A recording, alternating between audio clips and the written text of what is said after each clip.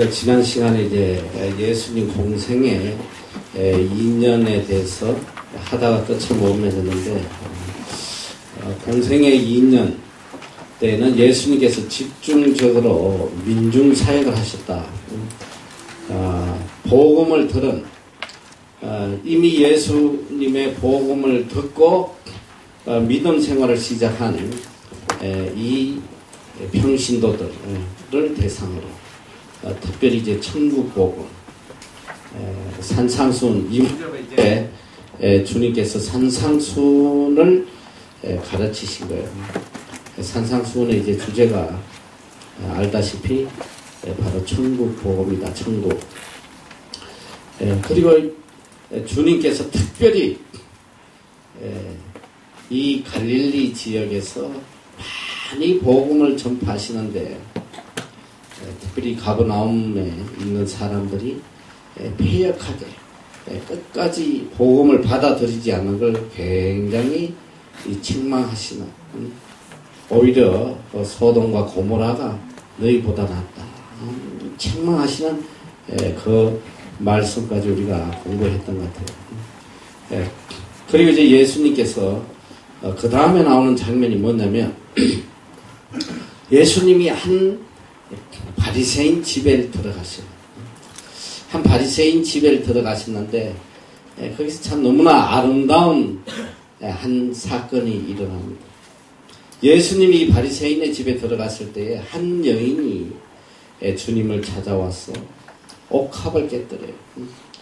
예수님의 몸에 이 향유를 붓고 눈물로 발을 적시고 머리카락으로 예수님의 발을 닦아내는 그 장면이 나오는 거예요. 여러분 한번 생각을 해봐. 얼마나 눈물을 흘려야지 발을 닦겠어요. 이 여인은 주님 앞에 나와서 참 주님의 은혜가 얼마나 큰지를 깨달은 여인이거든요. 주님 앞에 나와서 죄사함을 받고, 자기 같은 죄인이 죄사함을 받았다는 그 깊은 기쁨과 감격으로 주님 앞에 눈물로 감사를 표현하는, 또 더불어 자기의 죄악을 회개하는 그런 아름다운 모습을 봅니다. 어디 가서 이런 아름다운 모습을 볼 수 있겠어요? 그때 이 바리새인은 오히려 예수님을 비아냥거려요. 저 여자가 누군지 알았더라면 저렇게 가만 놔뒀겠나. 그런 비아냥거리는 그런 장면이 나와요. 여기 이제 말씀에 보면, 누가복음 7절에 보면, 한 바리새인이 예수께 자기와 함께 잡수청하니, 이에 바리새인 집에 들어가 앉았을 때에 그 동네 죄인인 한 여자, 죄인인 한 여자다. 아마도 이 몸을 파는 창녀가 아닌가, 이제 그렇게들 보고 있어요. 한 여자가 예수님이 오신 걸 알고 향유 담은 오갑을 가져와서 그 발 곁에 서서 울며 눈물로 그 발을 적시고 머리털을 씻고 그 발에 입 맞추고 향유를 부었다. 오히려 바리새인이 이 사람이 선지자면 어떻게 이 여자가 얼마나 큰 죄인인지 모르고 이걸 가만 놔두나. 그때 예수님께서 이렇게 말씀하세요. 자, 넘어가서 보면,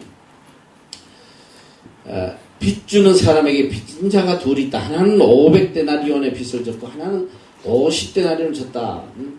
둘 다 탕감해 줬는데 누가 더 저를 사랑하겠냐?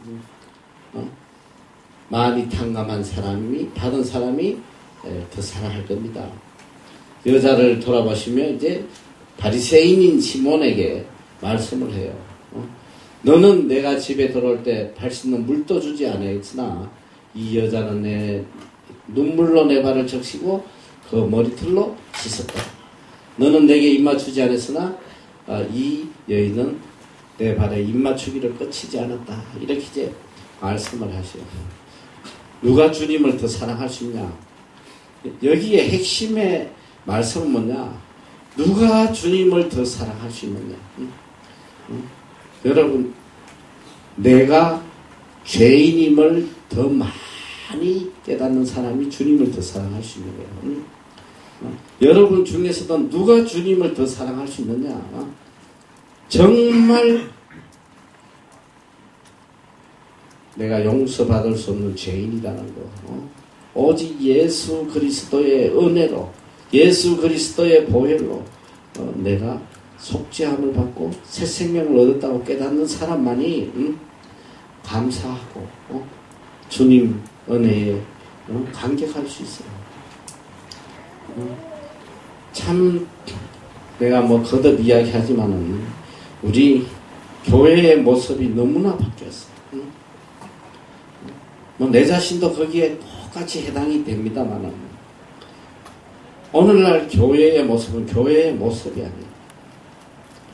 여러분은 이제 어려서 잘 몰라. 나는 이미 50년 전부터 교회 생활을 해왔기 때문에 내가 어렸을 때의 우리나라의 교회의 모습이 어땠냐. 바로 이런 모습이었단 말이에요. 교회가 바로 이런 모습이었어. 교회 가면 전부 다 가슴을 치며 애통하는 예배에 이 눈물이 없는 예배가 없어요. 회개가 없는 예배가 없어요. 예배. 특별히 밤마다 이 철야 예배, 뭐 일주일 내내 철야 예배들이 있어요. 교회마다 다 일주일 내내 철야 예배가 있어요. 교회 가보면 하나같이 애통하는 소리밖에 들리죠. 전부 다 가슴을 치면서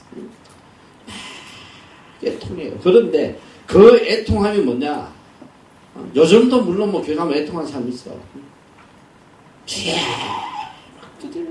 주시옵소서. 주시옵소서. 막 가슴을 치면서 세상의 것들을 위해서 막 원망하고 불평하고 하나님 앞에 안 주신다고 떼쓰고 이런 기도원에도 가도 똑같아. 기도원에 가면 정말 울부짖는 소리들을 들을 수 있어요. 근데 그 울부짖는 소리가 전부 다 뭐냐면 자기 세상에 힘든 일, 괴로운 일, 어떻게든 세상 문제 해결하려고 막 가슴을 치고 하는 거다. 죄의 문제에 대해서 내 속에 있는 그 죄악을 붙들고 이렇게 가슴 아파하며 애통해하며 또 죄 탕감 받은 것에 대해서 감격하고 그런 모습을 볼 수가 없다 이 소리야. 여러분이 볼 수 있는 한 봐봐. 교회 갔어요. 목사님 왜 자꾸 이게 한국 교회들 저러시나는데 뭐 한국 교회가 아니라 전 세계가 다 그래요. 너무나 달라진 교회의 모습. 이게 너무 안타까운 거야. 교회라는 게 뭐야? 교회는 죄의 문제, 구원의 문제를 다루는 것이 교회지. 세상의 문제를 다루는 데가 교회가 아니라 이 소리야. 가슴을 치면 이 얼마나 아름다운 모습이야. 자기가 죄인임을 깨닫고 주님 앞에 와서 그 자기 같은 죄인이 죄사함 받은 걸 감격했어. 눈물로 발을 씻고 머리털로 발을 씻고 예수님의 팔에 그 입맞춤을 거치지 않아요. 그 은혜에 대한 감사와 감격. 우리는 너무나 교만하고 너무나 오만하고 얼마나 주님 앞에 우리의 모습들이 교만하고 악하고 거만한지 말로 할 수가 없는 거예요. 이런 모습인데 여기 보면 바리새인의 모습이에요. 바리새인. 아니 이분이 선지자면 어떻게 이 여자 이 더러운 죄인이 이 창녀가 와가지고 이러는데 가만 놔두시나. 정죄만 할지 알지. 지 자신의 죄악을 가지고 회개할지 모르는 그게 오늘 우리들의 모습이야. 우리들의 모습. 이게 너무 안타까워. 주님께서 이야기하는 건 누가 더 사랑하느냐. 죄를 많이 탕감받은 사람이 더 사랑하겠냐. 적게 받은 사람이 더 사랑하겠냐. 내가 주님 앞에 더 큰 죄인이라는 걸 깨닫는 사람만이 이런 회개와 감사와 감격이 있을 수 있다 이 소리야. 우리가 좀 이런 모습으로 이제 되돌아가면 좋겠는데 너무 굳어있어. 내 자신을 봐도 그렇고 너무나 우리의 마음이 굳어있어요. 죄악에 대한 그런 회개의 눈물도 없고 감사도 없고 감격도 없어요. 이 두 사람의 모습이잖아. 창녀의 모습과 일평생 자기의 의를 자랑하는 바리새인의 모습이야. 예수님께서는 이런 두 가지의 모습을 죄인과 자칭 어려운 자를 들어서 말씀하신 경우가 여러 번 나와요.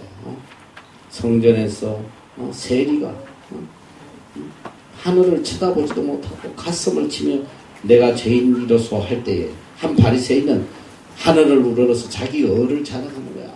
주여, 저는 세리와 창녀같이 되지 않은 것을 감사합니다. 일회에 2번씩 금식하고 11조하고 어쩌고 자기 의를 자랑할 때 주님께 누가 어렵냐? 누가 어려워? 바로 이 세리가 어려운 사람이다. 그래서 지난 시간에 우리가 봤잖아. 주님은 누구를 부르러 왔냐? 의인을 부르러 온 것이 아니라 죄인을 부르러 왔다. 그 말은 또 달리 말하면 자칭 의인이라고 잘난 척 떠는 이런 인간들을 부르러 온 것이 아니다. 내가 용서받을 수 없는 죄인임을 깨닫는 이런 상한 신령을 가진 자들을 내가 구원하러 왔다. 바로 그 말씀이란 말이야. 근데 참 재밌는 게 있어요. 자, 내가 여러분에게 한번 물어볼게. 성경에 이 옥합을 깨뜨리는 사건이 몇 번 일어나?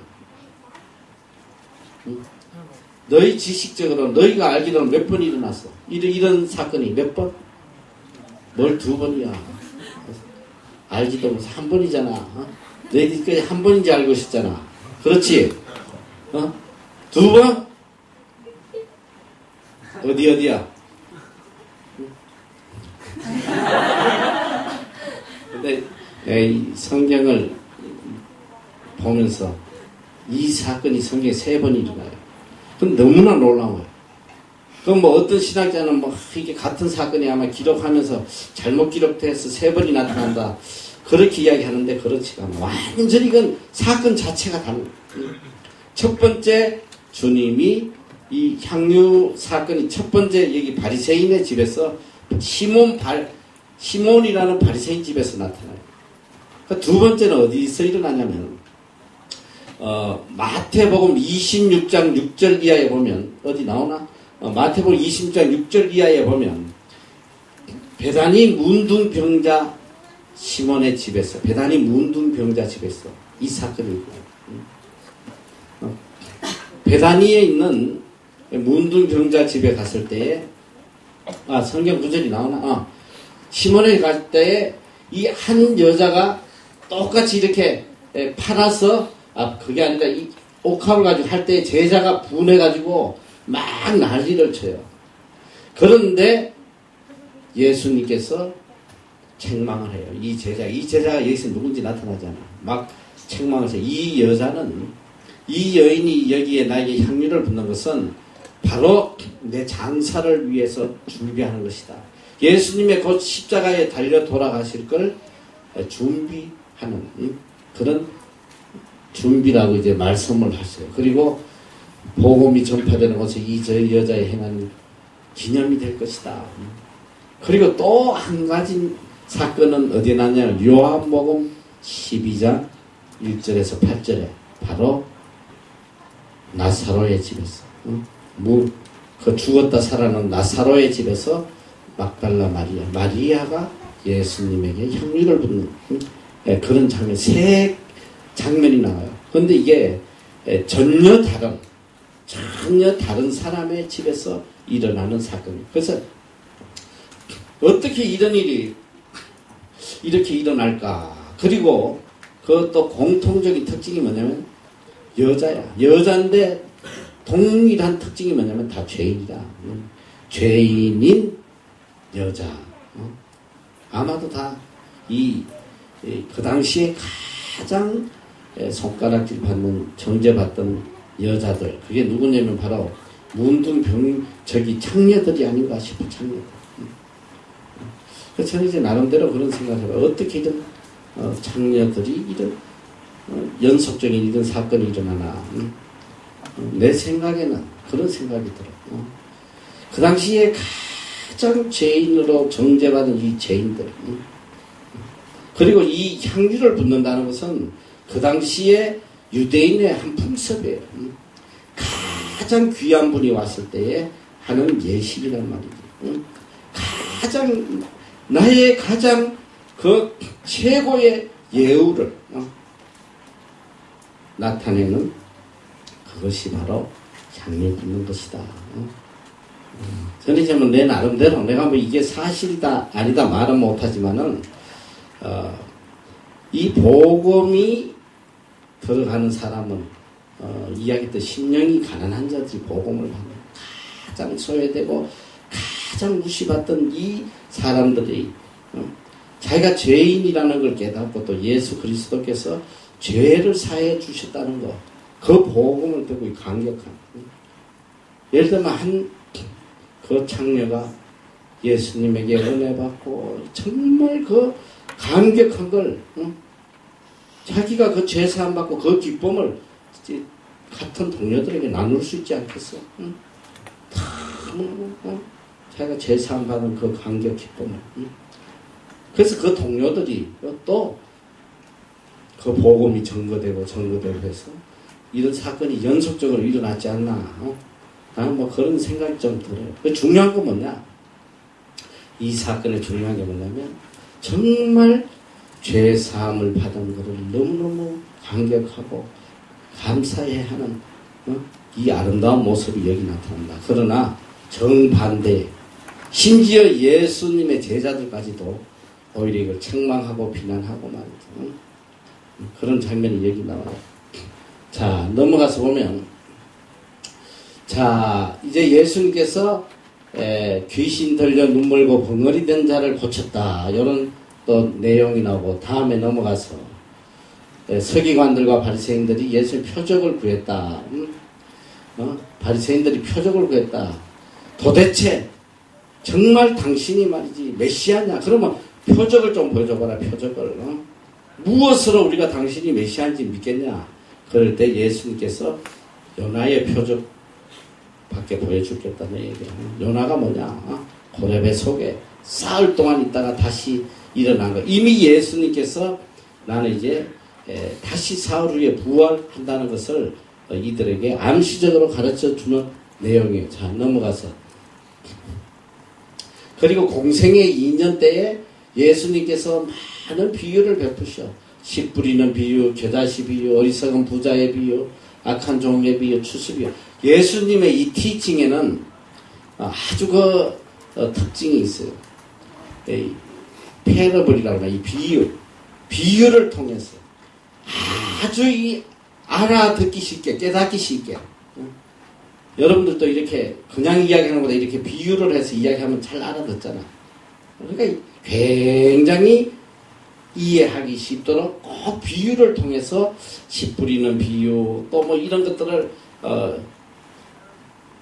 비유를 통해서 가르쳐 주시는데, 나는 그런 생각이 들어요. 이 복음이 뭐냐, 하나님의 말씀이 뭐냐.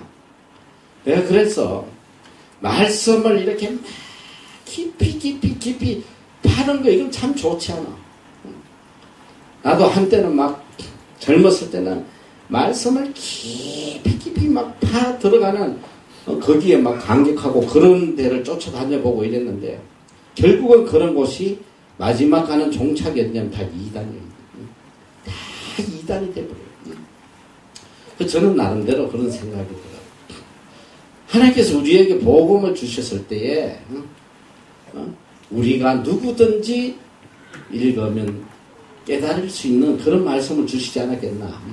말씀을 읽다 보면 그 말씀이 뭐냐면 바로 생명이잖아요. 생명이 그 말씀이 곧 하나님이시죠.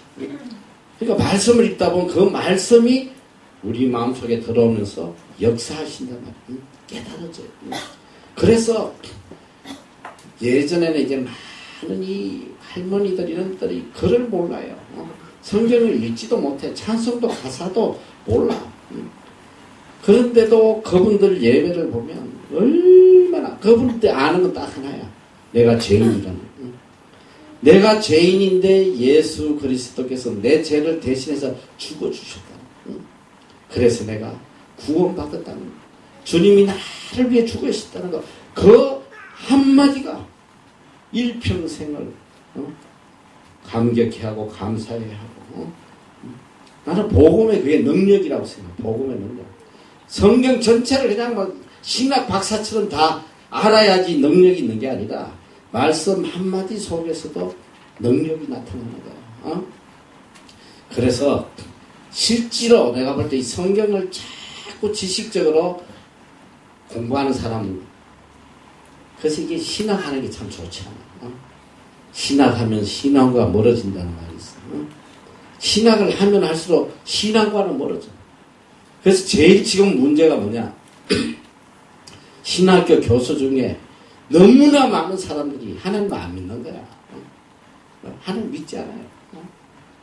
지식만 가지고 어떻게 하면 이 신학을 가지고 성경을 가지고 과학적으로 접근하려고 그래가지고 어떻게 하든 과학에서 입증된 것만 인정하고 입증되지 않는 건 다 무시하고 지금 그래서 이 많은 신학들이 거짓이 많아요. 그리고 중요한 건 뭐냐.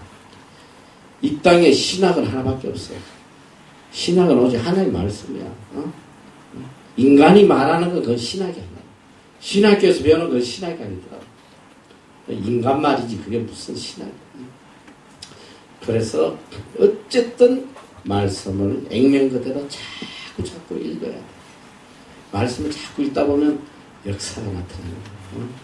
그래서 예수님께서 특별히 이 누구나 말씀을 보면 깨달을 수 있도록 이렇게 비유를 통해서 아주 쉽게 구원의 도리를 가르쳐주고 계신다. 그래서 성경을 많이 읽어. 그래서 내가 여러분들에게 강조하고 싶은 건 뭐냐면 성경을 많이 자꾸 읽어. 계속 읽다 보면 그때마다 내 마음에 역사하시는 하나님의 말씀이 있어요. 그 한 말씀으로 이 세상을 이겨나간단 말이에요. 죄악을 이기고. 자, 넘어가서 보면 자, 2년 때 보면 이제 예수님께서 바다를 잠잠케 하시고 또 가다라 지방에 귀신 들린 자도 고친다. 넘어가서 보면 바다를 잠잠케 하다. 예수님께서 바다를 잠잠케 하시는 그런 내용이 나오고 귀신 들린 자. 예수께서 오셔서 귀신을 많이 쫓아냈어요. 예수님이 귀신을 쫓아내면 귀신이 이렇게 다 나가잖아. 나가서 또 지 있을 곳을 찾아다녀요. 요새는 여러분들이 그런 장면을 잘 못 보지만은 우리 어릴 때는 이 교회 가면 귀신 들린 자가 그렇게 많아. 그 특별히 부흥 집회하면 그 동네에 있는 귀신 들린 사람 다 데려와요. 그 이 부흥 강사가 귀신 쫓아내는 거야. 나사렛 예수 그리스도 이러면 귀신아 물러가라 막 이러면 그래가지고 막 옆에서 막 같이 쫙 장로들하고 막 전다 나사렛 예수 그리스도 그때 귀신이 나와요. 처음에 막 발악을 하거든.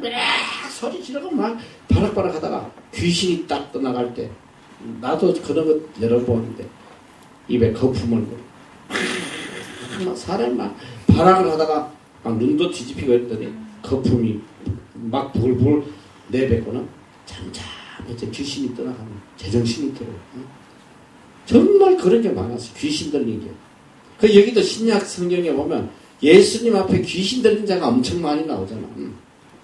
귀신이 이렇게 사람 속에 들어가가지고 컨트롤을 하는 거야. 그리고 귀신이 사람 몸에 들어가면 아무리 연약한 여자라도 장정 10명이 붙어도 감당을 못해요. 힘이 삼순이가 돼버려. 삼순이. 삼손이 동생 삼순이.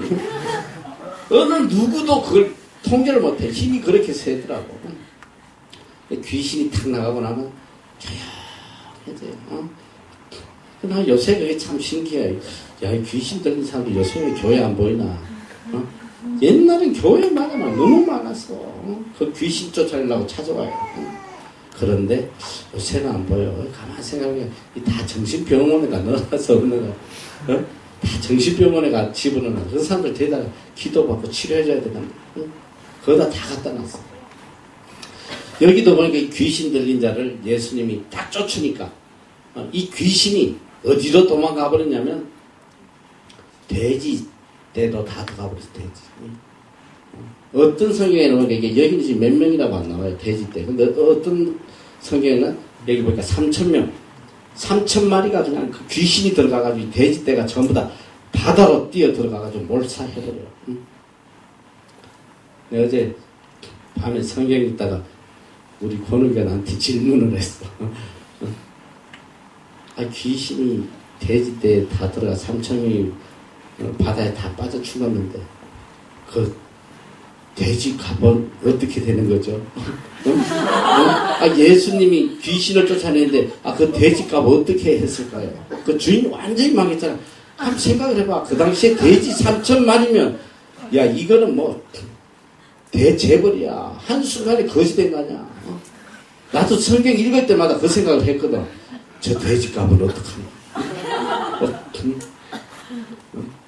그래가지고 내가 예수님 물어주셨지 않았겠어? 뭐 그냥 그거 망하게 놔두시겠어? 우리 권은이가 그래. 자꾸 이렇게 깊이 따지면 2단 되겠죠. 그냥 자꾸 따지지 마. 그냥 읽어. 돼지가 죽었구나. 그걸로 끝내. 계속 그냥 돼지 값은 누가 줬나? 예수님이 이러실 수가 있나? 한 사람을 또 망하게 하셨구나. 막 이러면 2단 되고 3단 되고 하는 거야. 귀신을 쫓아냈더니 귀신이 돼지 떼에 들어가서 돼지가 죽었구나. 그걸로 딱 끝내면 돼요. 돼지가 죽었다. 예수님이 계속 이렇게 귀신 들린 자를 고쳐주셨다. 자, 넘어가서.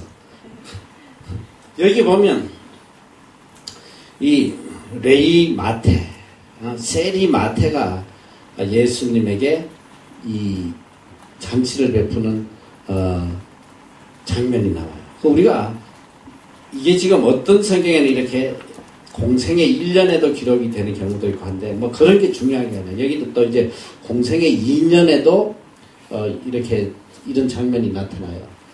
그때 이제 이 세리 죄인들과 예수님이 식사하는 걸 보고 바리새인들이 계속 바리새인들은 예수님이 죄인들의 친구가 되는 거, 그걸 보고 계속 비난하는 거예요. 다니면서 어떻게 예수가 죄인들하고 노냐? 예수님께서 하신 그 유명한 말씀 아니야. 건강한 자에게 어인이 설 때 있고 병든 자에게 설 때 있다. 너희는 가서 내가 긍휼을 원하고 제사를 원치 아니하노라 하셨듯이 무엇인지 배우라. 여러분 예수님의 사상이 내가 뭐라고 그랬어? 컴패션이란 말이야. 컴패션. 긍휼이다. 긍휼. 긍휼은 뭐냐?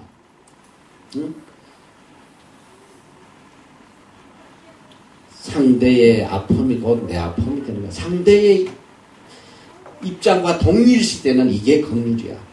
함께한다. 패션, 아픔을 함께한다.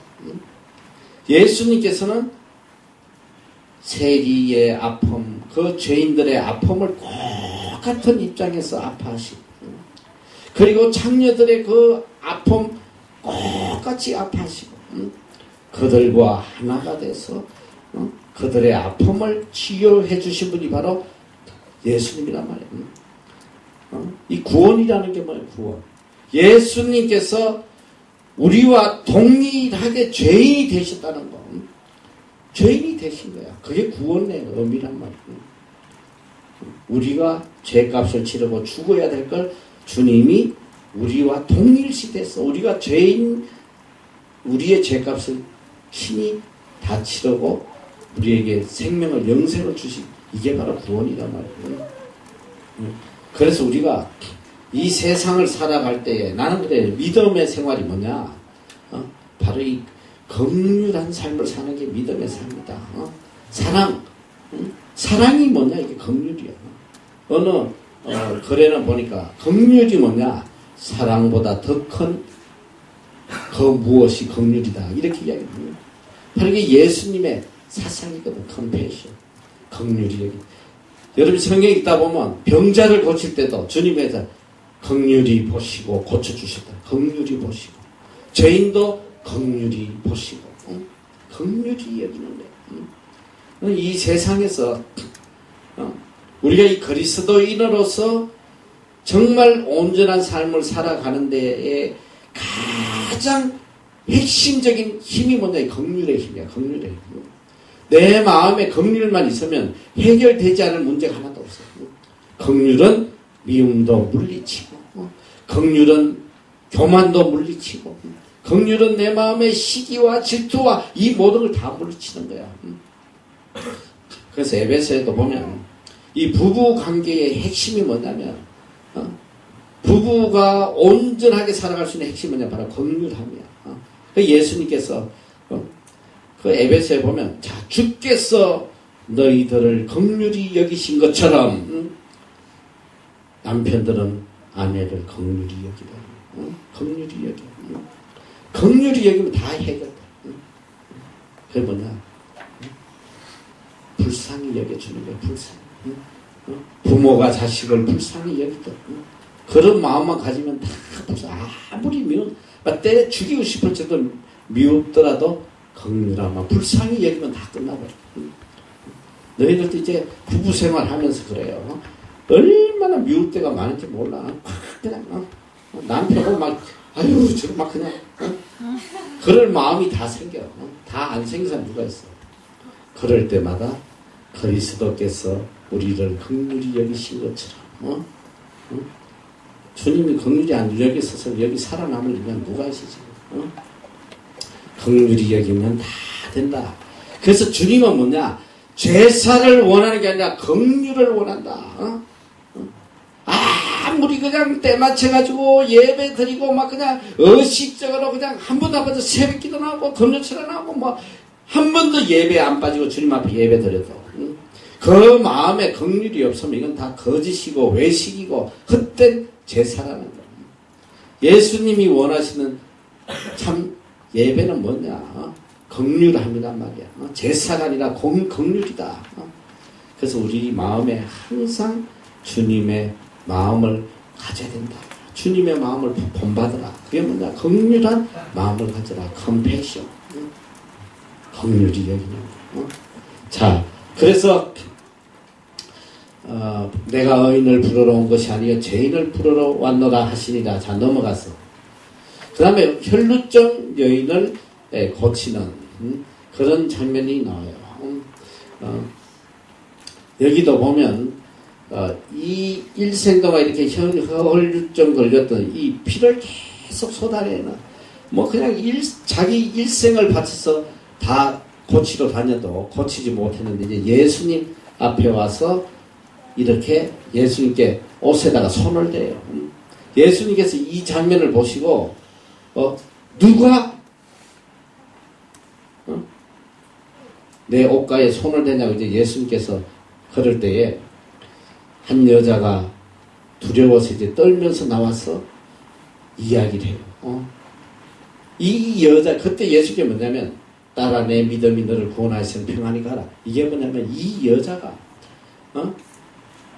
정말 예수님한테 가서 주님 저한테 기도해 주세요. 병난게 좀 안수해 주세요. 그렇지 않았단 말이야. 이 여자 마음에는 어떤 마음이 있었냐면 저분 저 예수 그리스도 저분 옷만 만져도 내 이 일평생 고쳐도 못 고쳐도 이 병이 나을 거라는 그런 믿음이 있었어. 예수님이 메시아이고 예수님이 이 치료자이라는 걸 믿었단 말이야. 그래서 예수님께서 네 믿음, 내 믿음대로 네가 구원을 받아. 그래서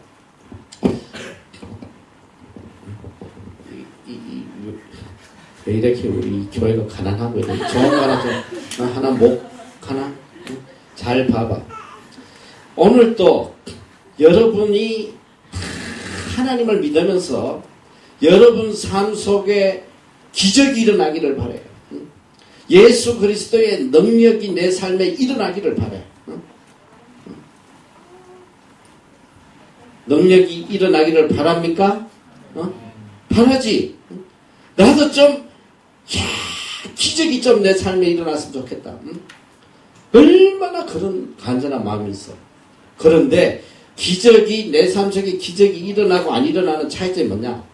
여러분의 믿음의 차이란 말이에요. 얼마나 주님을 주님으로 믿느냐? 거기에 따라서 여러분의 삶의 능력이 나타나고 안 나타나는 거야. 똑같은 상황 속에서. 응? 그래서 예수님 그러잖아. 너희가 겨자씨만한 믿음만 있어도 이 산을 들어서 바다로 옮기라면 옮겨진다. 그런 믿음이 있다니. 여러분 근데 잘 알아야 돼. 그래 맞아. 믿음대로 될 것이다. 그런데 그 믿음이라는 것은 하나님의 뜻과 내 뜻이 합치할 때에만 믿음의 능력이 일어난단 말이야. 내 뜻을 가지고 스스로 믿으면서 믿음이라고 하면 그게 이단되고 멸망하는 거야. 자, 예를 들어서 실제로 이런 일이 있었어. 오래전이야. 예전에 그 북한산성 그 북악스카이웨이티에 내가 이야기했지. 삼각산이라고. 거기가 온통 기도원이었어. 옛날에 1970년대. 그럼 모든 사람들이 거기 가서 기도하고 밤에는 막 기도 소리가 꺼리잖아요. 그런데 한 여름에 장마철이었어. 장마철인데 청년들이 기도원을 갔는지 거기 이제 하나님 앞에 기도하러 이제 가는데 갑자기 계곡에 물이 불어가지고 계곡이 넘쳤어요. 그래갖고 막 계곡에 물이 막 넘치는데 그걸 건너야지만 이제 기도원에 갈 수 있는데 그 믿음이 뜨거운 아이들은 야 하나님 살아계시. 하나님께서는 우리를 반드시 이것을 건너가게 해 주실 거야. 미션입니다 하고 3명이 건너가다가 다 죽었다 했어요. 건너가서. 여러분 이건 믿음이 아니야. 너. 이건 믿음이 아니야. 믿음은 하나님의 뜻과 내 뜻이 합치될 때에 믿음의 역사가 일어난단 말이야. 하나님 뜻이 아닌 지 뜻을 정해놓고 미션입니다. 이 뜻대로 해주실 미션입니다. 이러고 행동하면 그건 믿음이 아니라 멸망하는 거야. 하나님을 시험하는 거란 말이죠. 믿음은 뭐냐?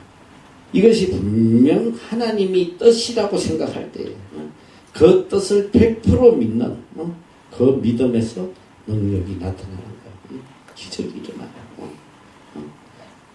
그래서 우리가 이 믿음의 사람이 되기 위해서는 먼저 하나님의 뜻을 분별할 수 있는 능력이 있어야 돼. 그걸 어떻게 하냐?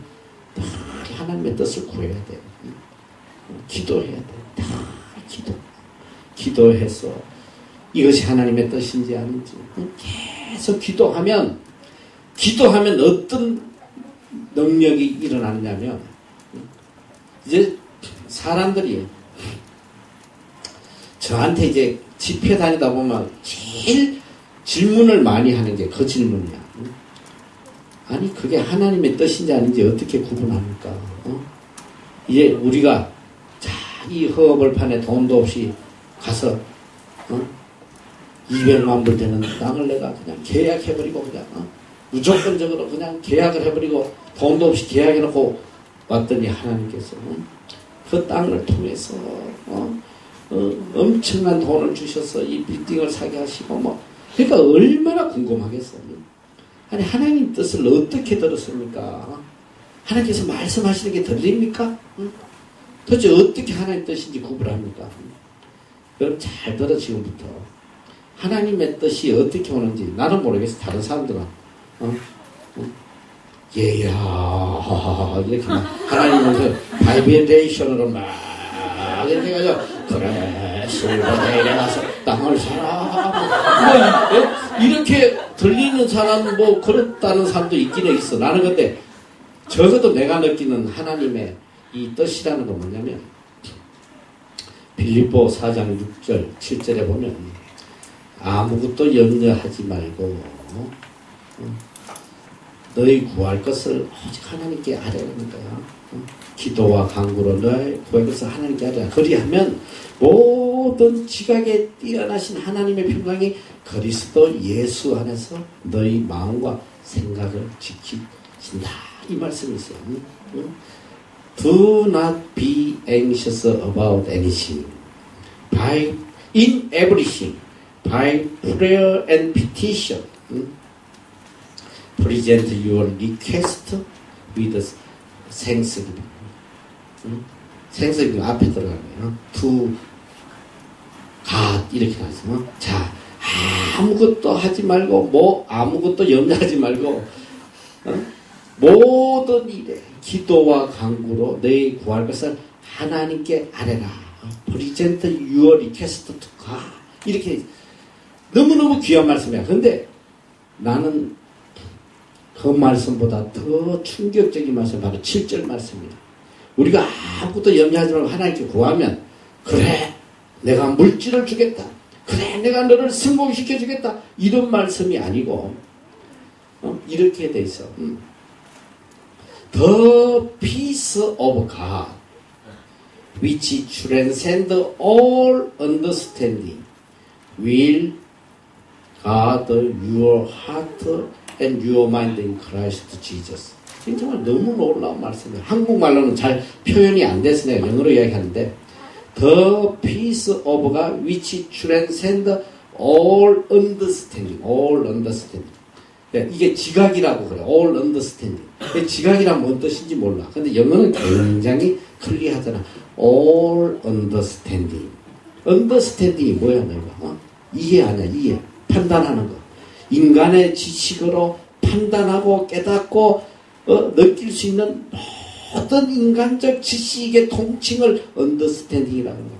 인간의 모든 깨달음, 모든 지식을 초월하는, 뛰어넘는. 그러니까 뭐냐? 인간의 지식으로, 인간의 판단으로 상상할 수 없는 하나님의 평화가, The peace of God. 하나님의 평화가 어떻게 하냐면, will guard your heart and your mind in Christ Jesus. 그러니까 그리스도 예수 안에서 너의 마음과 생각을 지킨다는 말씀이 뭐냐면, 그리스도 예수 안에서 네 마음과 생각을 컨트롤 하신다. 하나님께서 마음을 직접 움직이시는 거야. 끌고 가시는 거야. 하나님의 뜻대로.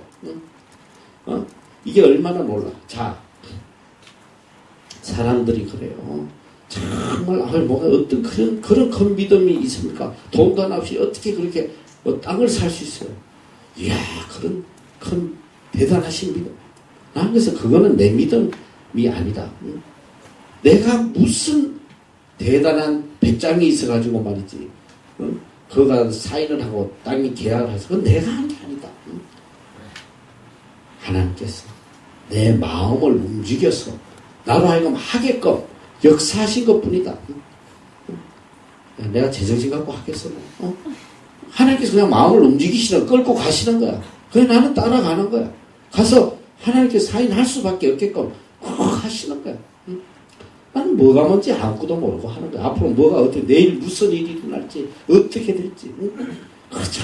하나님께서. 근데 하나님께서 내 마음을 움직이실 때 나타나는 현상은 뭐냐? 굉장히 평안하다는 거야. 평안해. 두려움이 없어. 걱정이 없어. 염려가 없어. 그래서 그게 더 peace of God이야. 하나님의 평안이, 하나님의 평안이 나를 지배하는 거야. 내 마음을 이끌어갔어. 만약에 내 뜻대로, 내 계획대로 뭘 했다면 두려워서 한 잠도 못 자요. 내 기분대로 해놓은 일은 막 두려워가지고 견디지 못한다고. 얼마나 걱정이 많아. 야, 이거 뭐야, 이거. 딴 계약이라고 돈도 없고. 이거 깜빵에 가는 거 아니야? 우리가 이 빌딩 살 때가 똑같아요. 어느 누구도 살 수가 없어, 그 빌딩. 3년 동안 텅텅 비어있는 빌딩이야.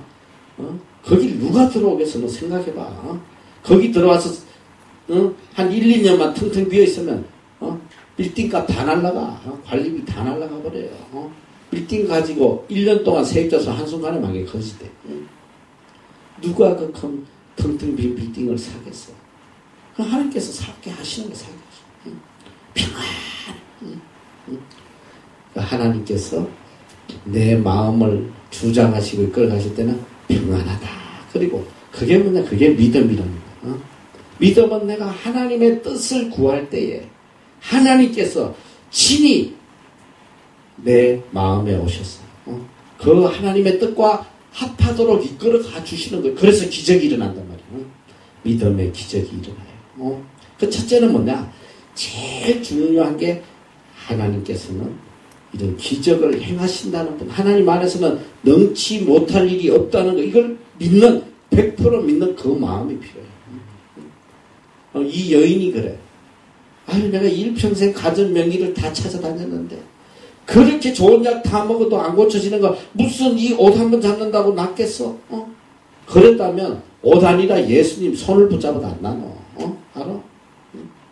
그러나 그 마음속에 이분이 메시아이고 이분만이 나를 치료해 주신다는 100% 믿음이 있었기 때문에. 그리고 여러분이 항상 그 마음을 가져야 돼. 내 삶에 주님께서 항상 나에게 최고의 것으로 채워주신다. 항상 나는 깨닫지 못해도 하나님께서는 어떤 환경을 통해서든지 나를 가장 존귀하게 나에게 가장 합당한 가장 복된 환경을 주신다. 그 믿음을 변치 않으면 그대로 되는 거야. 그 믿음대로. 할렐루야. 할렐루야. 너희들이 그 믿음을 버리면 안 돼. 하나님에 대한 그 믿음.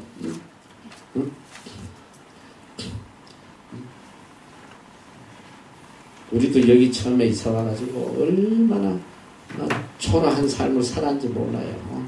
여러분이 상상하고 너희들은 지금 이 대저택의 별장에서 사는 거야. 우리는 막 키키키키 냄새 나는 막 그냥 방 2개짜리 막 이런 판자촌 같은 데서 이 한여름에 지금 요새 비가 얼마나 많이 와. 이거는 지금 함석집인데도 너희들 밤에 잘 때 비 소리 크게 안 들리지? 크게 들리나? 잘 안 들리지?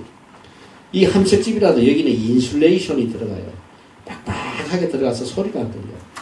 우리가 살던 집은 함석만 있고 인슐레이션이 없어. 그러니까 밤에 비가 오면 이거 6.25 전쟁 나는 것 같아요. 밤새도록 따다다다다다다 따발총. 밤새도록 따다다다다다 잠을 잘 수가 없어. 그런데 우리가 살았어. 그런데도 나는 막 천국 같더라고. 외국 와서 어떻게 이렇게 처음엔 내가 텐트 칠 마음으로 왔으니까 너희들 이해가 안 가지. 우리가 여기 신학하러 공부했을 때 뭘 가져왔냐면 코페를 가져왔어. 코페를. 언제 떠날지 모르고 우리가 어디 거치할지 모르는 데서 코펠 갖고 밖으로 몰라 가자는데 몇 번 안 쓰니까 빵꾸 나버린대. 그 코펠이. 이제 그렇게 이렇게 시작을 하는데 나는 참 나는 그런 믿음은 별로 없어서 언제 어디로 갈지 모른다. 더 악한 상황에 더 열악한 상황에 갈 수도 있다. 이런 마음을 갖고 있었는데 우리 집 사람은 또 믿음이 확고하게 하나 있어서 하나님께서 갈수록 더 좋은 곳으로 보내주신다. 그 믿음이 분명하더라고. 갈수록 우리 좀 더 나은 곳으로 보내주실 거다. 이런 믿음이 있어. 그래서 지금 보니까 이사를 한 7번 옮겼나. 근데 갈수록 한 번도 더 나쁜 데를 간 적이 없어. 계속 하나님께서 더 좋은 곳으로 인도하시더라고요. 그런 게 믿음이란 말이에요. 믿음. 하나님에 대한 믿음. 여러분 삶에도 그래요. 여러분 삶에 앞으로 내가 처절하게 되면 어떡하나, 비참하게 되면 어떡하나. 그러면 그렇게 돼. 처절하게 비참하게. 하나님은 정말 나에게 최고의 복된 환경을 주신다. 이런 믿음을 가지면 물론 그 환경이 사람의 눈에 볼 때는 별로 복되지 않아 보일지라도 적어도 하나님께서 나에게 주신 거는 나에게 최고로 복된 것이다. 그 믿음을 가지면 여러분 삶이 복되는 거예요. 그래서 이런 혈루증 여인이 가진 이런 믿음을 가져야 돼요. 옷자락이라도 한번 이 옷자락만 만져도 내가 치료가 될 거다. 이런 믿음이 있어야 돼. 그러면 그대로 믿음대로 예수님의 말씀은 항상 그거야. 내 믿음이 너를 구원하였다. 믿음이 구원하는 거야. 그리고 많은 곳에 예수님의 말씀이 내 믿음대로 됐다. 내 믿음대로 됐다. 이 안 되는 인간의 대표적인 게 뭐냐면 맨날 안 될 것만 생각하라. 안 될 것만. 비참해질 것만 생각하고. 그러니까 안 되는 거야. 얼마나 그게 안타까운 거야. 믿음대로 되고.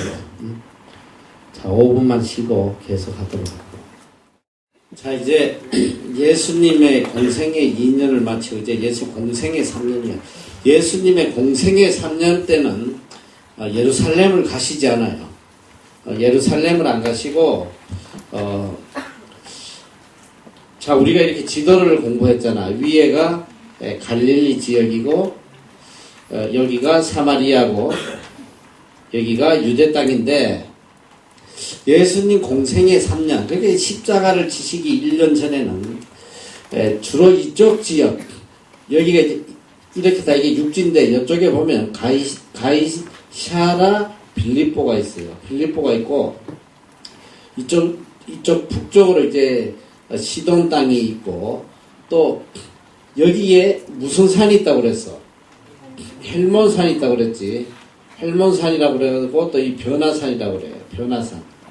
그때 이쪽 지역에 이 동편 쪽이 바로 이방 땅 데가볼리야, 데가볼리. 그런데 예수님께서 공생의 3년 때는 이 헬몬산과 이 데가볼리 또 이쪽 시돈 땅 이쪽 이방 땅에서 집중적으로 이제 사역을 하시는데 공생의 3년 때는 어떤 사역을 하시냐면 제자 훈련을 하세요. 예수님의 제자들을 데리고 직접 아주 강도 높은 훈련을 하십니다. 왜냐하면 이제 1년 뒤에 예수님께서 십자가에 돌아가실 걸 준비하고 또 이 제자들이 이 복음 사역을 이어나갈 수 있도록 하시기 위해서 제자 훈련을 본격적으로 하고 계신다. 그래서 이제 변화산에서 일어나는 사건들 이런 것들을 우리가 볼 수 있다. 여기 한번 보면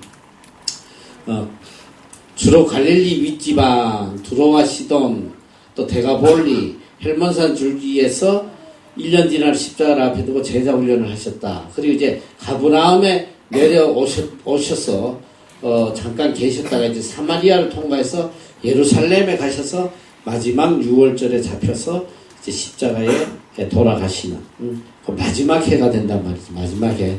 자, 그래서 이제 공생의 3년에는 자 어떤 일이 있었는지 한번 보면 자 넘어가서 자 일단은 예수님께서 이제 언제 예루살렘을 가시냐면 10월경에 초막절을 지키시려고 갈릴리를 떠나서 예루살렘에 가셔서 수전절 10월 25일에 지키시고 십자가에 잡혀 돌아가신다. 그러니까 예수님이 잡혀 돌아가시기 전까지 약 6개월 정도를 그 유대 땅에서 보내요. 유대 땅에서 3개월 보내고 또 그 옆에 이쪽 베레아 지역에서 또 3개월을 보내시는데 여기 보니까 이제 초막절 예수님께서 초막절을 지키시려고 갈릴리를 떠나서 가신다. 여러분 성경에는 유대인들에게는 3대 절기가 있어요. 3대 절기. 여러분 이걸 잘 알아놔요. 성경에 계속적으로 나오는 유대인들이 지키는 3대 절기가 있어요. 자, 첫째는 여러분들이 너무나 잘 아는 6월절이에요. 6월절. 이게 제일 큰 거야. 6월절. 6월절은 영어로 패스오버란 말이에요. 패스오버. 이 한자도 6월은 뭐냐 이렇게 6월 뛰어넘는다는 거야. 뛰어넘는다. 6월절. 그 이야기했지. 애굽 민족 애굽에서 탈출할 때에 이 장자를 하나님이 치실 때에 문설주에다가 양의 피를 발라놓은 우리 이스라엘 사람들에게는 죽음이 넘어갔단 말이야. 6월절. 그래서 한 명도 죽지 않았다. 그게 바로 예수 그리스도의 대속의 그 보혈을 예표적으로 보여주신 사건이야. 6월절. 그래서 예수님께서 그 6월절날 십자가에 돌아가시는 거예요. 이미 구약시대에 오실 예수님을 예표 어린 양의 피를 통해서 구원받는 그걸 예표적으로 보여주셨어요. 그래서 이 6월절은 가장 중요한 절기야. 이스라엘 민족에게 가장 중요한 절기야. 그래서 이 6월절은 또 우리가 6월절을 6월절날 너희들이 이거 뭘 구워 먹었어? 무교병을 구워 먹었지. 무교병. 무교동이 아니고 무교병.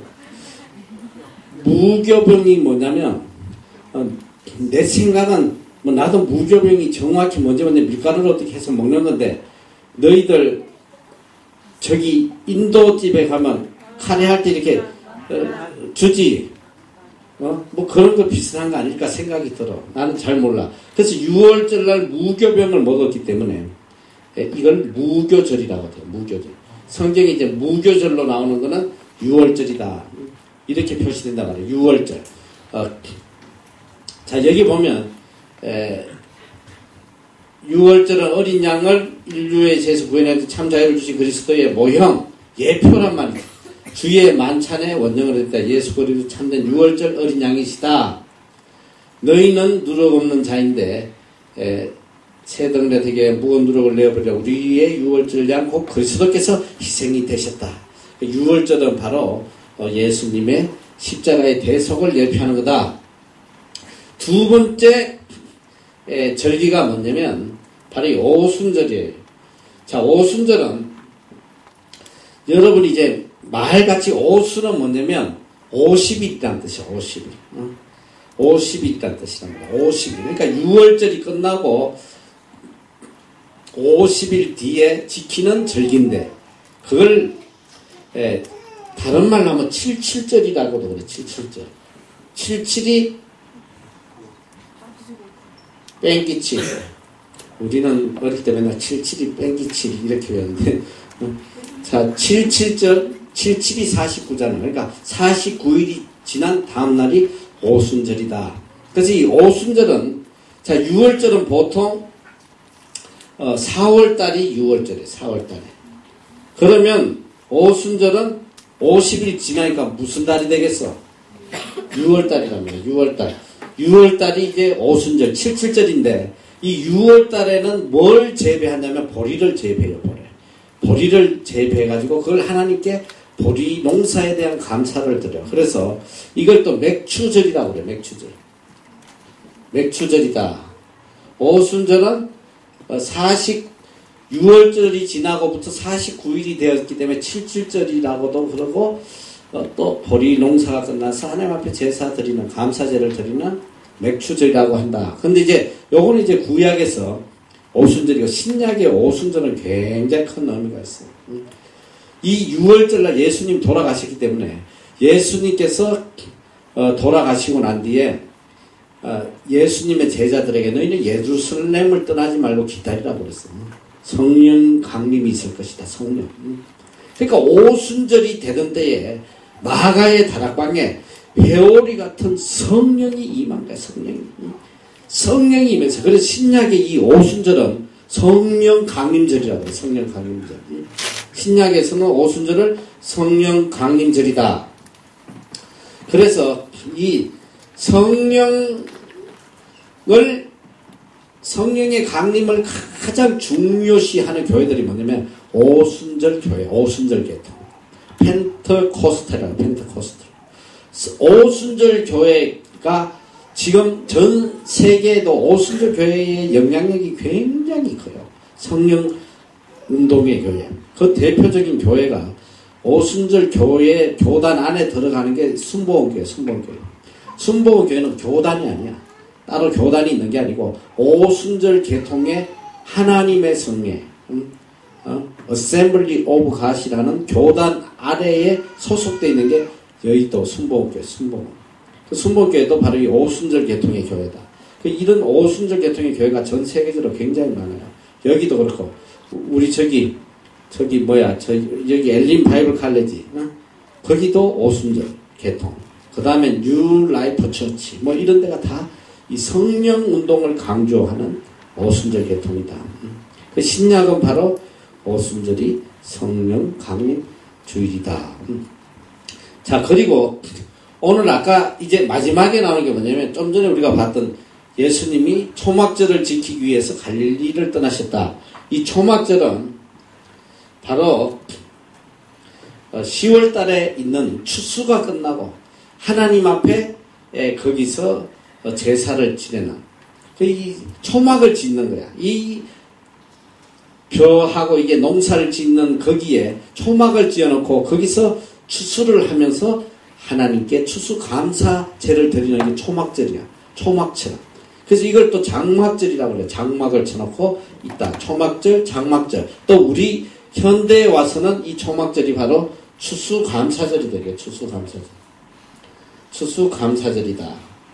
그래서 이 초막절은 몇 월에 하냐면 10월달에 있어요. 10월달에 추수감사절.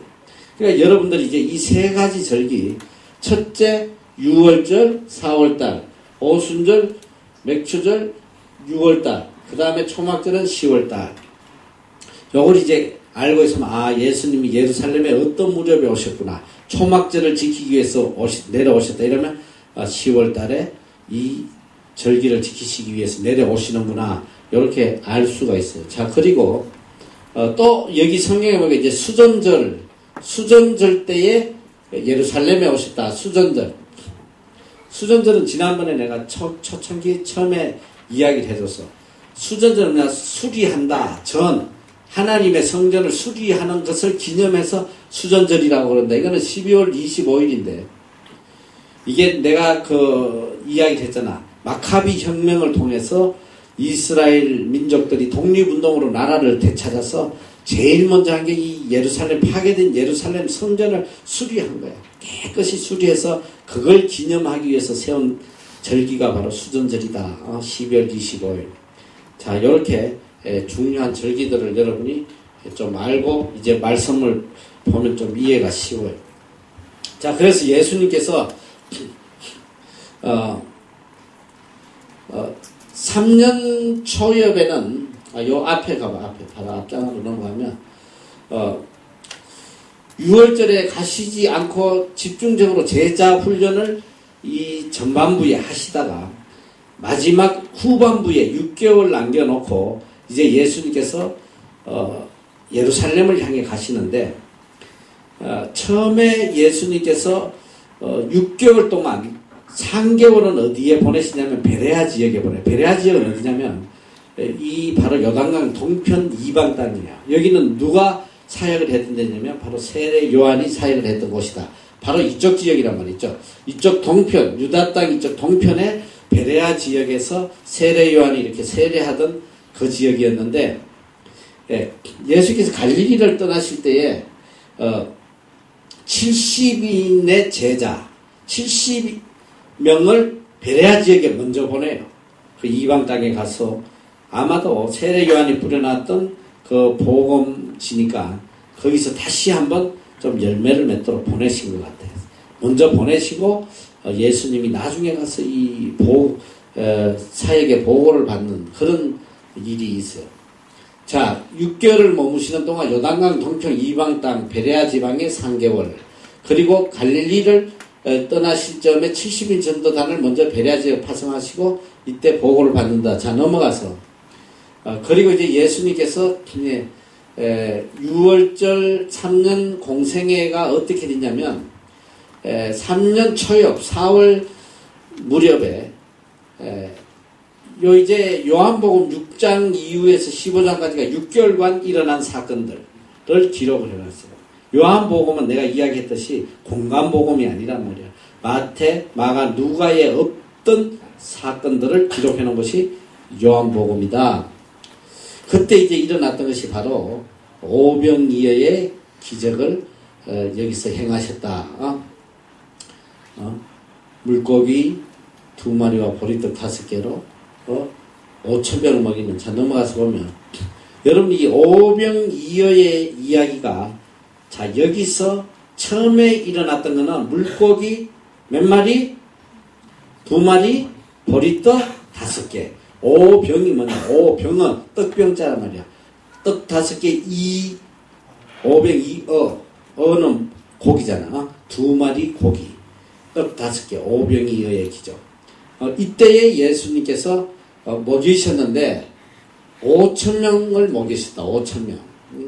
남은 조각을 거두니까 떡 5개로 남은 조각이 12바구니였다. 자, 이 오병이어 기적이 있고, 오병이어 기적에는 5,000명을 먹이시고 몇 광주리? 12광주리가 남았다. 근데 좀 뒤에 보면 이방 땅에서 또 한 번 하셔요. 그때는 4,000명을 먹였어요. 4,000명.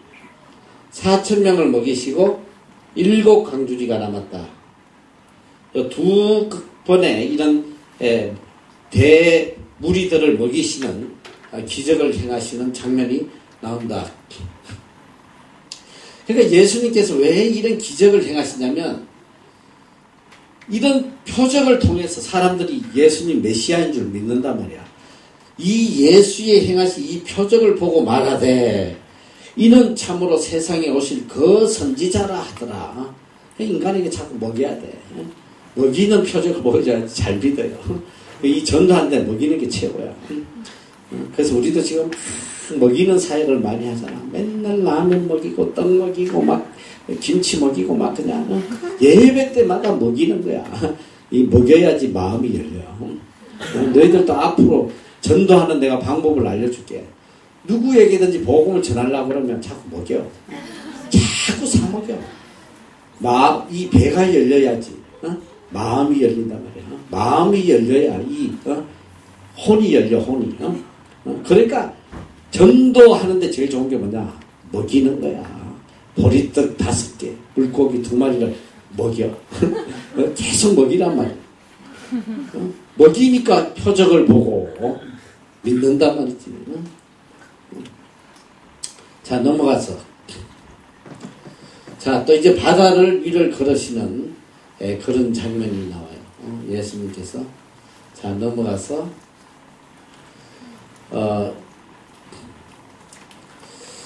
이 바리새인들이 왜 자꾸 예수님에게 책망을 받냐면, 바리새인들은 내가 이야기를 했잖아. 율법 아래 있는 자들이다. 법을 지키는 거야. 중심은 없고 껍데기만 있어. 바리새인 하면 바리새인 이걸 외식이야. 형식에만 집착돼 있고, 여러분도 만약에 내가 교회에만 예배만 열심히 안 빠지고 참석하면 천국 간다, 이런 바리새인 되는 거야. 바리새인이 그거야. 하나님이 주신 율법을 글자 그대로 지키는 거.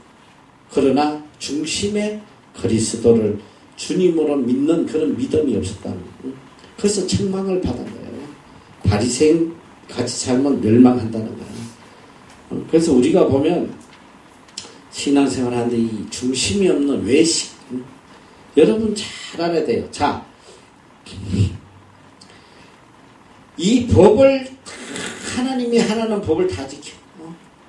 그런데 중심이 없는 사람하고 정말 중심으로 하나님을 섬기는데 인간이다 보니까 이렇게 자꾸 법도 어기고 실수를 한단 말이야.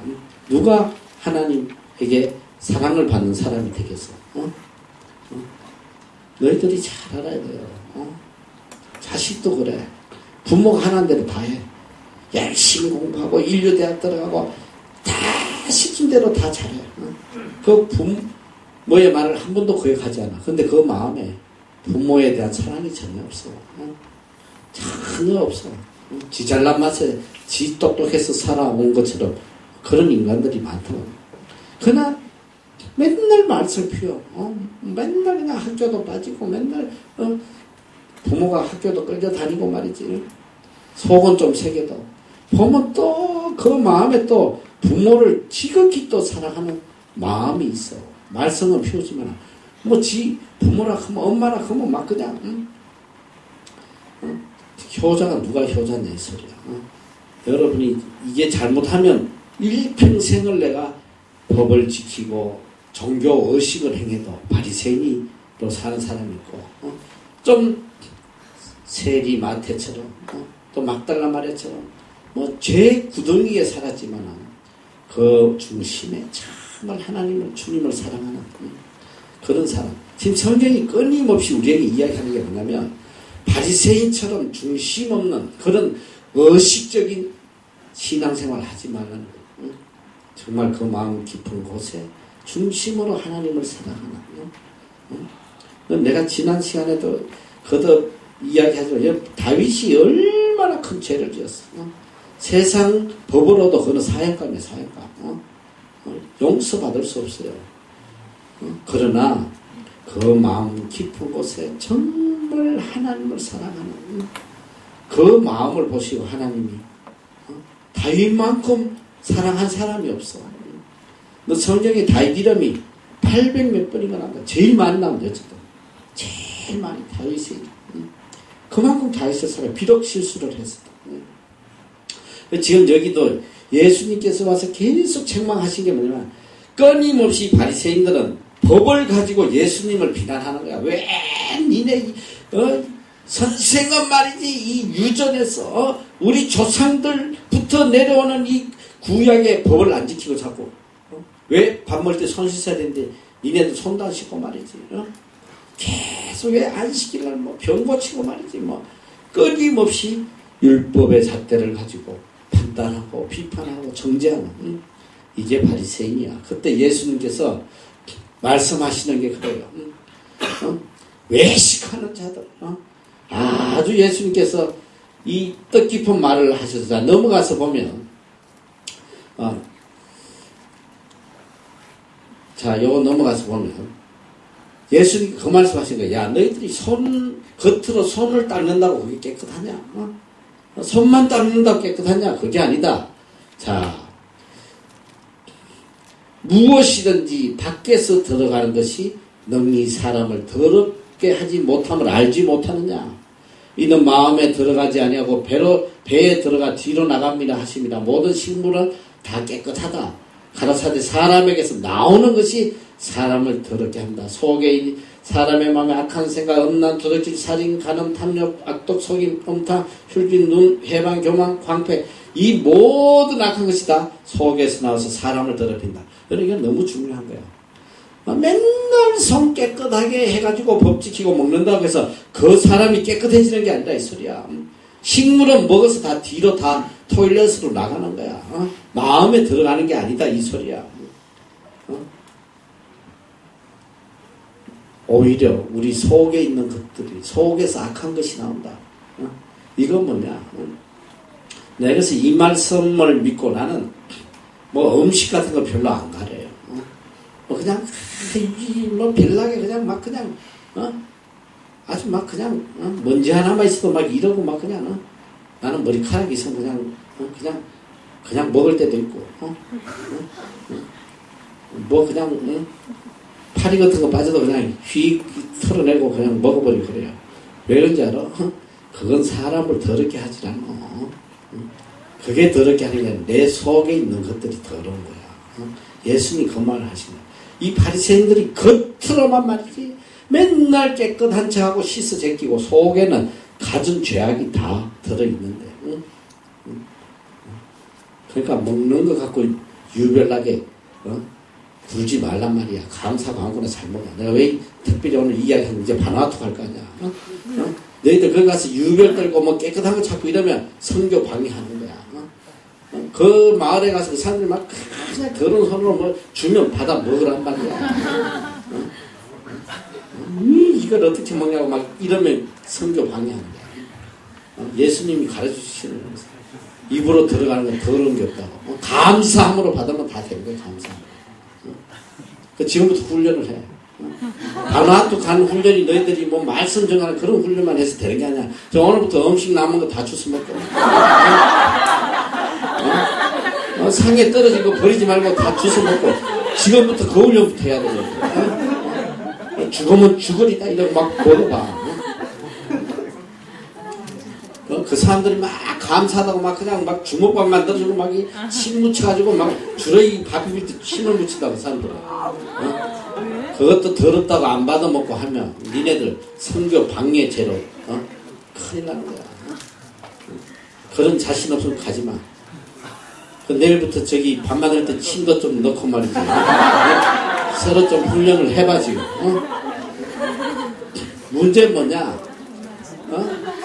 사람을 더럽게 하는 것은 식물이 아니라 사람을 깨끗하게 하는 것도 식물도 아니고 사람을 더럽게 하는 것도 식물이 아니다. 우리 마음속에 있는 죄악이 사람을 더럽게 하고 멸망케 한다. 자 넘어가. 자, 또 수로보니게 여인의 믿음. 수로보니게는 바로 이 북쪽의 이방 땅을 이야기하는 거예요. 자, 이방 땅에 한 번도 어쩌면 복음을 들어보지도 못했던 다만 한 가지 소문을 들었던 여인이야. 야, 저 이스라엘 땅에 예수라는 사람이 기적을 했는다. 병을 고친다. 오직 그 한마디 말을 듣고 찾아온 한 이방 여인이 있어요. 이 여인에게는 너무나 안타까운 자기의 어린 딸 하나가 있었는데 이게 귀신이 들려있어요. 얼마나 이 어머니의 마음에 이 딸을 고치겠다는 그 간절한 마음으로 이 예수님께 찾아와요. 예수님께서 찾아와가지고 이봐 예수의 소문을 듣고 예수님을 찾아와서 그 발 아래에 엎드려. 이 사람이 예수가 누군지 천국 복음이 뭔지 아무것도 모르는 사람이야. 다만 한 가지 소문을 들어서 병든 자를 고쳐준다. 이 여인이 주님 앞에 와서 엎드려가지고 이 여자는 헬라인이에요. 딸의 귀신을 쫓아주시기를 간구할 때 예수님께서 무슨 말씀을 하시냐면 예, 자녀로 먼저 배불리 먹게 할지니 자녀의 떡을 취하여 개들에게 던짐이 마땅치 아니하다. 이건 정말 충격적인 말이에요. 제발 우리 딸 좀 고쳐주세요. 와서 애원하는데 예수님 뭐라고 하는지 알아? 야, 우리 이스라엘 사람들 먼저 고쳐야지. 너희 개 같은 사람들은 치료가 난다 이 뜻이거든. 이게 뭐냐? 이방인들은 그때 다 뭐 이스라엘 민족들은 개로 취급하잖아. 사마리아 사람도 그렇고. 예수님의 충격적인 말이에요. 어떻게 예수님이 이런 말을 할 수 있나? 자녀의 떡을 취해서 개들에게 줌이 마땅치 않다. 그 개라는 그 소리야. 너희들에게 줄 수 없다. 못 고쳐준다. 이 소리 아니야. 여러분 잘 아는데 왜 예수님께서 이런 엄청난 말씀을 이게 정말 충격적인 거 아니야. 이 여자가 보통 사람 같으면 욕하고 가버리지. 당신이 뭐 기적 행하는 거지. 누구한테 개라고 그러냐 하면서 막 욕퍼버대고 가버릴 거 아니야. 그런데 이 여인이 엄청난 대답을 해요. 가로되 주여 올소이다. 주님 말씀하시면 저희는 개 같은 민족입니다. 개 같은 사람입니다. 그러나 산 아래 개들도 아이들의 먹던 부스러기를 먹나이다. 그 이스라엘 민족에게 떨어지는 그 부스러기 같은 그 은혜를 저한테 좀 베풀어 주시면 안 되겠습니까? 애원을 하는 거예요. 그때 예수님의 마음이 뜨거워지는 거예요. 이 여자에게 예수 그리스도만 내 딸을 고쳐줄 수 있다는 그런 너무나도 확실한 믿음이 있어요. 예수님 그 믿음에 감동하는 거예요. 그래서 예수님 무슨 말씀 하시냐면 돌아가라 귀신이 내 딸에 나갔다. 이 다른 성경에 보면 지금 마가복음인데 다른 성경에 보면 내 믿음이 참으로 크다고 그랬어요. 근데 이 원어에는 뭐가 되냐면 너의 믿음이 메가톤급이다. 메가톤. 원어의 메가톤. 메가톤만큼 그런 어마어마한 믿음을 너가 가졌구나. 네 믿음대로 됩니다. 그러니까 예수님이 계속 말씀하시는 핵심이 뭐냐? 믿음대로 된다는 거야. 예수님만이 행할 수 있다는 그런 믿음. 그리고 그런 어떤 상황에서도 끝까지 주님에 대한 믿음을 버리지 않아. 여러분 이게 얼마나 처절한 거야. 자식이 귀신 들린 것도 너무너무 가슴 상하고 찢어지는 것 같은데 또 예수님이라고 찾아왔더니 뭐 개가 웃자고 저짜고 막 얼마나 처절한 상황이. 그러나 그런 극한 상황에서도 주님이 우리 딸을 고쳐줄 수 있다는 그 믿음을 버리지 않아요. 그래서 네 믿음이 메가톤급이다. 주님이 감동하셔. 감동. 여러분이 어떤 상황 속에서도 주님에 대한 그 믿음을 버리지 않아요. 한만 처절한 상황이라도 주님은 나를 사랑하시고 나에게 최고의 것을 주시는 분이라는 그 믿음을 안 버리면 기적이 일어난단 말이야. 할렐루야. 이런 믿음을 가져야 돼요. 자, 넘어가서 자, 데가볼리와 이방 지역에서 또 4,000명을 먹이시오. 여기는 생선 7개, 떡 7개와 생선을 가지고 축사하셨는데 먹고 남은 조각이 7강주지가 남았다. 먹은 자는 여자와 아이 외에 4,000명. 그러니까 뭐 내가 볼 때는 뭐 아무리 안 돼도 15,000명에서 2만 명을 먹이신 게 아닌가. 생각이 들어요. 자, 넘어갔어요. 계속 이 바리새인들, 사두개인들이 와서 예수님에게 표적을 보여달라고 그럴 때에 늘 하시는 대답이 요나의 표적밖에 보일 게 없다. 그게 뭐냐? 사흘 뒤에 부활하신다는, 그것이 표적이라는, 사흘 뒤에 내가 부활할 것이다. 자, 넘어가서 이제 예수님께서 가이사랴 빌립보 지역에서 제자들에게 직접 제자 훈련을 하시면서 물어봐요. 제자들에게 도대체 사람들이 인자를 누구라 하느냐? 더러는 세례 요한, 더러는 엘리야, 어떤 이는 예레미야나 선지자 중에 하나이다. 가라사대 너희는 나를 누구라 하냐? 시몬 베드로가 대답하여 가로되 주는 그리스도시요 살아계신 하나님의 아들이시니이다. 예수께서 대답하여 가라사대 바요나 시몬아 내가 복이 있다. 이를 내게 알게 하니는 혈육이 아니요 하늘에 계신 내 아버지다. 또 내가 내게 이르노니 너는 베드로라. 내가 이 반석 위에 내 교회를 세우리니 음부의 권세가 이기지 못하리라. 여러분, 제가 여러분한테 실수 하나 했는데 나는 몰랐는데 내가 그렇게 이야기했다고. 사람 이름 앞에 붙는 거는 다 지명이라고 그랬잖아요. 가롯 유다, 가롯이라는 동네에서 온 유다예요. 그 막달라 마리아, 막달라라는 마을에서 온 마리아예요. 아리마대 요셉, 아리마대 지역에서 온 요셉이요. 시몬 베드로, 내가 시몬에서 온 베드로 그랬다는데 이 시몬은 그게 아니야. 시몬은 원래 이름이 시몬이었어요. 근데 예수님께서 베드로로 바꿔주신 거예요. 반석으로 바꿔주셔서. 그래서 성경에 시몬 베드로 이런데 시몬이라는 지역이 있나? 그리고 앞만 찾아도 안 나타난다. 이 소리예요. 영어로는 사이몬 피터. 그래, 시몬 베드로는 원래 이름이 시몬이고 예수님께서 바꿔주시는 베드로다. 베드로는 반석이라는 뜻이다. 자, 넘어가서 자, 이제 변화사 사건이 나와. 변화산 사건. 예수님께서 이제 아까 이 헬몬산에 올라가서 제자들을 데리고 예수님께서 제일 사랑하는 수제자 3명이 베드로, 요한, 야고보예요. 항상 이렇게 보면 베드로, 요한, 야고보를 데리고 가시. 나머지 제자는 아래 있으라. 이런 경우가 여러 군데 그런 장면이 병을 고치러 들어가실 때 베드로, 야고보, 요한 아마 제일 사랑하시는 거예요. 그래 참 지난번에 내가 해준다고 하다 깜빡 잊어버렸는데 예수님 제자 중에 야고보가 몇이라고 그랬어? 2명이지. 하나는 누구야? 큰 야고보는 세베대의 아들, 작은 야고보는 알페오의 아들. 야고보가 둘인데 성경에는 야고보가 3명 나와요. 3명이 나오는데 이 한 야고보는 야고보서를 지은 저자야. 야고보서의 저자인 야고보. 이 야고보는 누구냐면 이 야고보서를 지은 야고보는 바로 예수님의 친동생이에요. 친동생이란 말이에요. 이거 이복동생이라고 그러나 뭐 어쨌든 예수님의 마리아가 낳은 아들이야. 요셉과 마리아의 사이에서 나온 동생이 바로 야고보야. 근데 야고보는 예수님 살아 생전에 안 믿었어. 예수 믿지 않았어요. 왜? 어릴 때 맨날 형 하고 같이 놀았는데 어느 날 갑자기 막 예수라고 나타나가지고 막 이러니까 갑자기 주여 이게 되냐 안 되지? 우리 형이 약간 왜 저렇게 됐지? 좋은가 막 이러고 끝까지 안 믿었어. 끝까지.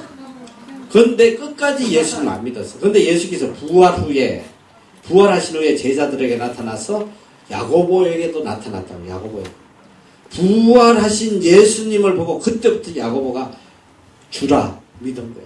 그 야고보는 얼마나 그 뒤에 예수님을 열심히 믿었냐면 이 예루살렘의 초대 감독이 돼요. 나중에 예루살렘의 초대 감독이 돼가지고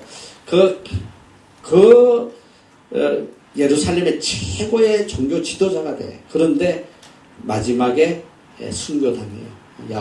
야고보는 얼마나 기도를 많이 한 사람이냐면 야고보의 별명이 약대 무릎이에요. 약대 무릎. 다 무릎 꿇고 기도해서 무릎이 약대처럼 될 정도로 기도의 용사가 바로 야고보다.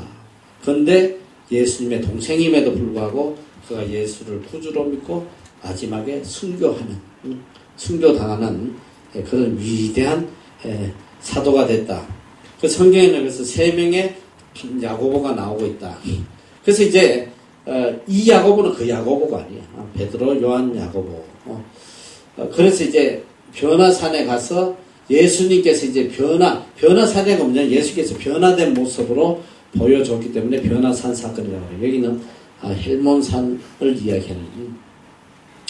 자, 요거는 이제 내용은 여러분 읽어서 보도록 하고, 자, 넘어가서 요것도 이제 헬몬산에서 내려왔을 때에 제자들이 이렇게 이 병을 고치지 못하고 귀신을 쫓아내지 못하는 그런 장면을 보고 예수님이 책망하는 장면이 나와요. 자, 넘어가서.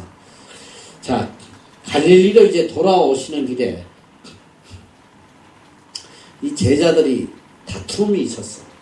그러니까 너희가 노중에 서로 토론한 게 뭐냐, 다툰 게 뭐냐. 그러니까 서로 이제 누가 앞으로 내무부 장관 하나, 법무부 장관 하나. 예수님의 제자들이 예수님이 이렇게 몇 년을 따라다니면서도 그들이 영적 메시아라는 걸 모르고 이스라엘을 로마에서 압제해서 회복해줄 그런 메시아로 예수를 믿고 따른 거예요. 이제 예수님이 뭔가 이제 쿠데타를 일으켜가지고 나라를 전복시켜서 왕기를 잡으실 텐데, 그때 내가 내무장관이냐, 네가 국방장관이냐 해가면서 서로 자리 다툼으로 지금 싸움박질을 하고 쟁론하는 거예요. 그때 예수께서 12제자를 불러서 이러시되, 아무든지 첫째가 되고자 하면 무사람의 끝이 되며 무사람을 섬기는 자가 되어야 한다. 섬기는 자가 되어야 된다. 첫째가 되려고 하면 꼴찌가 된단 말이야. 섬기면 누가 높여주냐? 하나님이 높여주시고. 여러분 대접받으려고 하면 인생 끝나는 거야. 그 순간부터. 자꾸 이렇게 섬기려고 하면 하나님이 높여주시다. 자, 넘어가서. 그 예수님께서 이제 말씀하시나 천국에서는 어린아이 같이 되어야 된다. 어린아이와 같이 되지 않으면 결단코 천국에 들어가지 못한다. 어린아이 같이 자기를 낮추는 거기가 천국에서 그거다. 어린아이는 뭐냐? 어린아이의 가장 큰 특징이 내 힘으로 아무것도 할 수 없다는 걸 깨닫는 거야. 아빠, 엄마 없으면 나는 아무것도 할 수 없다는 거. 항상 어린아이는 엄마, 아빠만 찾아요. 엄마, 아빠 없으면 운다 말이지 아무것도 못해요. 그 어린아이가 절대적으로 부모를 의지하는 것처럼 이 어린아이 같은 믿음은 그냥 절대적으로 하나님을 의지하는 절대적으로 하나님 떠나서 내가 아무것도 할 수 없고 한순간도 살아갈 수 없다는 걸 깨닫는 그런 사람이 어린아이 같은 사람. 하나님 그걸 기뻐하셔. 항상 마음속에 I am nothing. 조금이라도 I am something. 나는 something special이야. 이러면 끝나는 거야. something special 요새도 나오냐? 맥주 이름이 something special이다. 한국에. 옛날에 보니까. 내가 something이라고 그러면 끝난다 이 소리야. 항상 I am nothing. 나는 오로지 하나님의 은혜로 살아간다. 그게 어린아이와 같은 마음이야. 어린아이 같은. 그런 자를 하늘나라에서는 큰 자라고 그래. 그래도 내가 좀 했지. 그래도 내가 좀 말이지. 남들보다 조금 더 애쓰고 말이지. 내가 노력했고 뭐 이런 소리 하면 큰일 난다. 오직 은혜. 오직 은혜. 일평생 가슴에 새겨들 게 뭐냐. 오직 은혜야. 오로지 하나님의 은혜. 전적 나의 나됨이 오로지 하나님의 은혜다. 그게 어린아이의 마음이다. 자, 넘어가서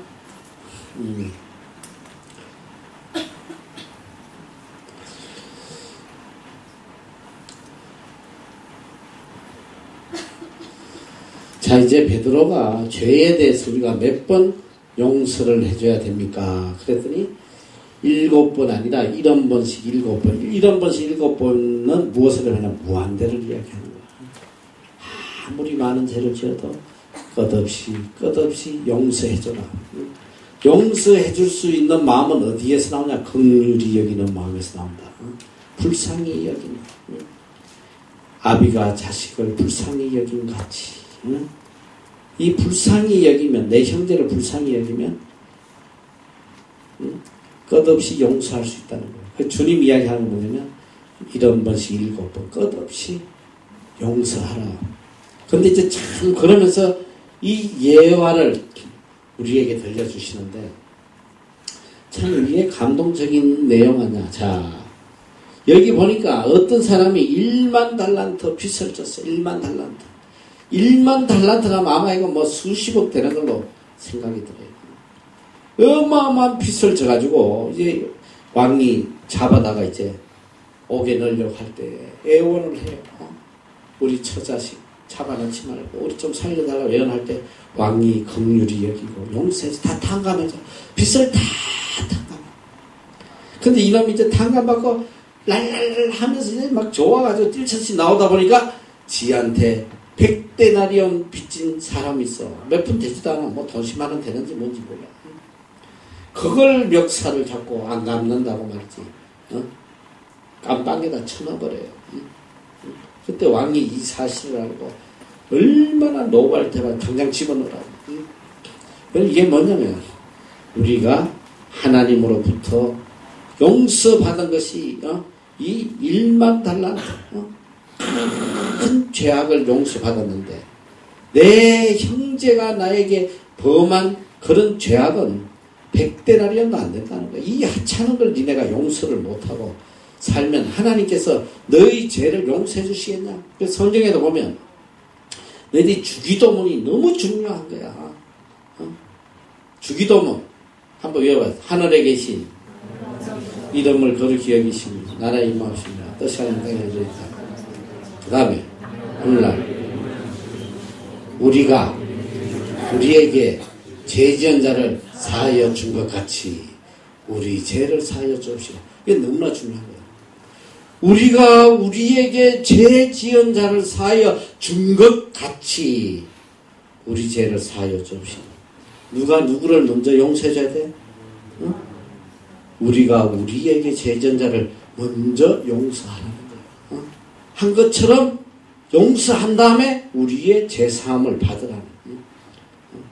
내 형제의 요만한 죄악들은 하나도 용서 안 하면서 하나님 앞에 내가 죄사함 받기를 기대하지 마라.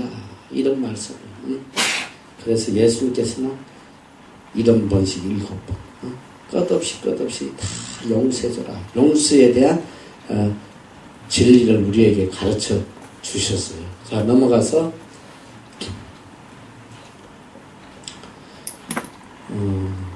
넘어가 보고, 자, 여기까지 오늘 하는데, 이제 다음 시간에는 예수님 이제 예루살렘에 입성하셔서, 이제부터 십자가에 달려 돌아가시는 그 과정. 그리고 예수님께서 십자가에 달려 돌아가시기 전에 마지막으로 우리에게 주신 너무나도 중요한 메시지가 뭔지, 그걸 우리가 다음 시간에 공부하도록 하고, 다음 수요일 날은 먼저 지저서 영화를 보겠어. 간단히 예배드리고 지저서 영화를 지금 보면 지금까지 우리가 이 사복음에서 배웠던 예수님의 행적에 대한 아마 여러분이 그 비디오를 영상을 보면 놀랄 거야.